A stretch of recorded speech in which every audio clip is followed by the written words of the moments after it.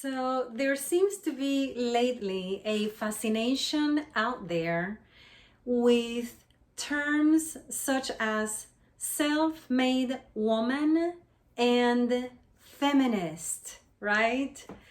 So the first thing that came to mind was one particular individual with whom I had plenty of conversations, who considered herself to be a feminist and a self-made woman.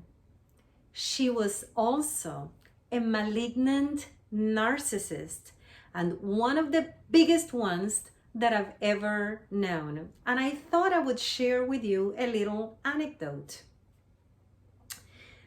This was a person who completed college thanks to someone else, a male, having paid for her college, her undergraduate, right? And then after that, this is someone who married someone with the potential of making some serious amount of money, because he was going to be in professional school. He was going to go to professional school. So that would have produced a professional with a high salary, and she knew this. So let's see, she completes college thanks to a male, somebody else, and then she marries money. And even if that person divorced, it didn't matter because the money continued to flow. Remember, if you are a narcissist, your relationship is dysfunctional. And so what you and I think of a divorce is not what a narcissist thinks of a divorce. So that's not the traditional divorce. So the money continues to flow because that is what a dysfunctional relationship has. The money continues to flow even if both parties have moved on with others. It doesn't matter, right? Because again, the dysfunctionality is there. So now, let's say in her old age, she's good to go. Well, there have been plenty of opportunities and plenty of space for her to make a nest egg. Isn't that logical? I mean, it's like 1 + 1 is 2. One follows the other. If somebody paid for your college and then you married money, chances are you're able to have a nest egg thanks to others and thanks to males, right? I can think of plenty of women who can call themselves self-made. Let's just assume that up to the age of 18, the 18th birthday, someone is taking care in full for that young lady. That is normal, and actually it is the law.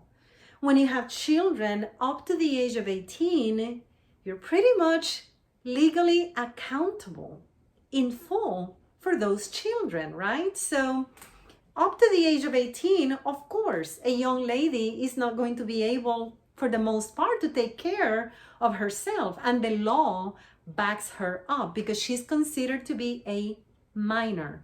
For purposes of this conversation, and in most states, let's just say 18. But once she reaches 19, 20, 21, she wants to go to college. What's wrong with working full-time during the daytime so that you go to school at night, part-time, and it's going to take you longer to complete your degree, but it's doable. And self-made women do that all of the time.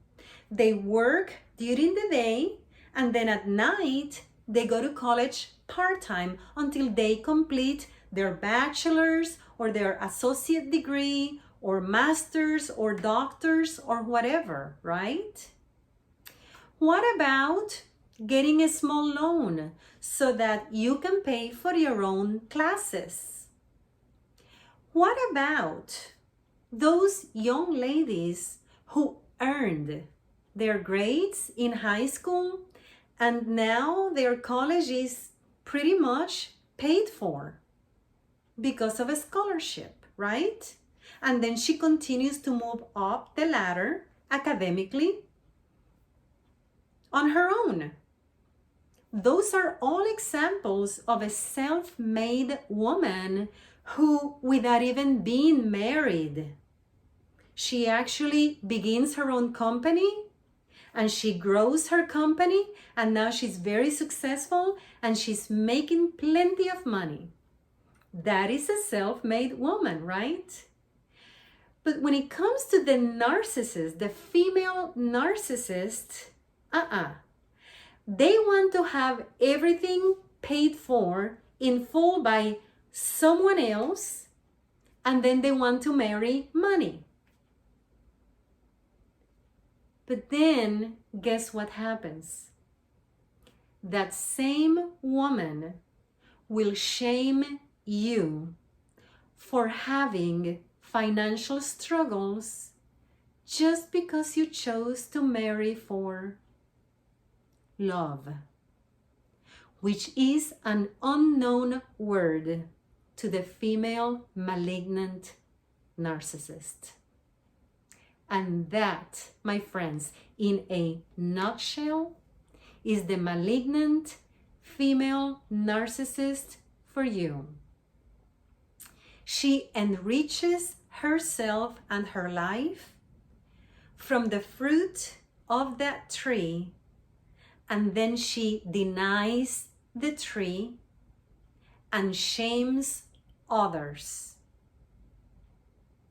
That